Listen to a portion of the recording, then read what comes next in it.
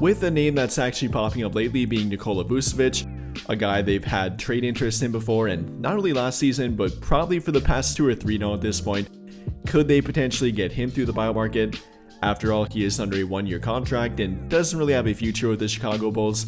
I mean, I'm not sure anyone really knows what the Bulls' future is at this point, but I really doubt it will be with Nikola Vucevic for that much longer. And according to Jake Fisher, there is apparently no trade market for Nikola Vucevic, and he is more likely to be bought out than traded during the NBA season, which could be as soon as this coming week or this month, I guess, or potentially as late as the trade deadline. So with that in mind here, depending on if or when he does get bought out, should the Lakers have interest, should they go out of their way to open up more cap space or rather payroll and first apron space to sign him? So we'll talk about that and try to break it all down here. To begin, I guess starting by talking about Nikola Vucevic's last season and his current production level at this point. Entering his age 35 season, like I said, is a current member of the Chicago Bulls, a team that's pretty much going nowhere, and he definitely had plenty of opportunity for playing time last season and kind of to show what he can still do if built around an offense and kind of made a primary option in offense too, which he likely wouldn't be with the Lakers, but during his time last season and in that role with their team, he definitely did play pretty well, I will admit it, averaging roughly 18.5 points per game, 10 rebounds per game, 3.5 assists per game, nearly 1 block per game, and shooting a fairly efficient 53% from the field and a very impressive 40.2% from 3, while attempting roughly 4.5 of them per game. That's very impressive for a big man. Any big that can shoot even above 35% from the 3-point line, let alone 40% like Vucevic did last season, is a highly sought after big man, usually. Unfortunately though, with Nikola Vucevic, between him being roughly 35 years old now at this point, will turn 35 on October 24th, so pretty much when the NBA season begins here, then with the defense or kind of lack thereof there with him, you know, I wouldn't call him the worst defender in the world, but he's definitely not a good defender, maybe average at this point, usually below average, and especially if you're talking about switchability on the perimeter, not good at that, so he pretty much is drop coverage dependent at this point. And then on top of that is not a great rim protector.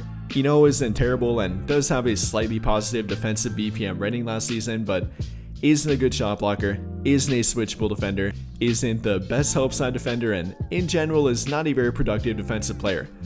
So if you're getting Nikola Vucevic, you're definitely doing it for offense, whether it be the floor spacing ability, that's something that can definitely be valuable, if he can maintain that anyways. I mean, last season is not a typical thing for him. The last time he even shot above 35% from 3 was during the 2020-21 NBA season. But during the 21-22 NBA season, only shot 31% from 3. During the 22-23 NBA season, only roughly 35%.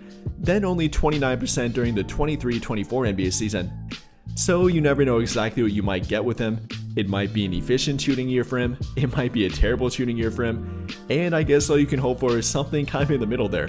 Roughly around that 35% mark, that is kind of his overall 3-point shooting career average, so hopefully along guys like Luka Doncic, LeBron James who draw attention away from him, that would be pretty optimistic and probably pretty realistic too. Not only that, but then factor in the passing and playmaking ability with Nikola Vucevic. I mean, kind of think back to what JJ Redick did with Anthony Davis last season, playing AD in the mid-high posts and running their offense around him at times. Nikola Vucevic can do similar things in the court, can operate out of the mid-high posts and not only look to score for himself, but find backdoor cutting teammates, find guys that are running around the 3-point line, even have a play designed around him or maybe a certain kind of call around him against certain teams or against certain matchups. Nikola Vucevic does have the ability and that would benefit their offense too.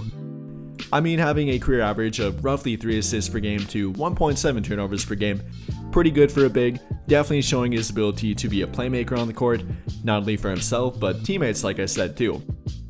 So talking about offense with Nikola Vucevic, I think he would be a pretty damn good fit for their team, whether you're talking about the 3-point shooting floor spacing ability, unfortunately is not the best lob threat and therefore is not a vertical floor spacer, so if you're not that, you gotta have the 3-point shooting part down and he does have that to offer.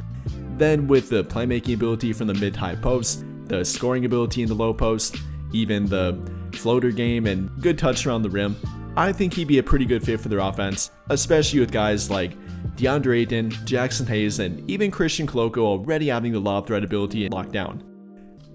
But I think that'll pretty much do it for this one. And if you enjoyed the video, then I would greatly appreciate it if you dropped a like, subscribe to the channel if you have not already, and hit that notification bell to never miss out when I upload a video. But as always, thank you for watching and have a great day or night.